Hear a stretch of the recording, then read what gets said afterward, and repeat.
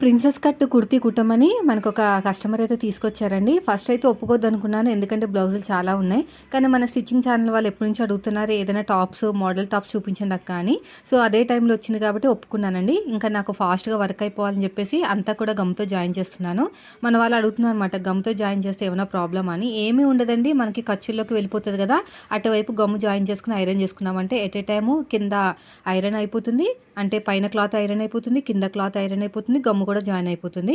బాగుంటుంది. మీరు పట్టు శారీస్కి మాత్రం, అంటే పట్టు శారీస్ మీద ఉన్న బ్లౌజులకు మాత్రం చేయకండి, ఎందుకంటే ఏమన్నా గమ్ అంటినా కూడా అసలు బాగోదు.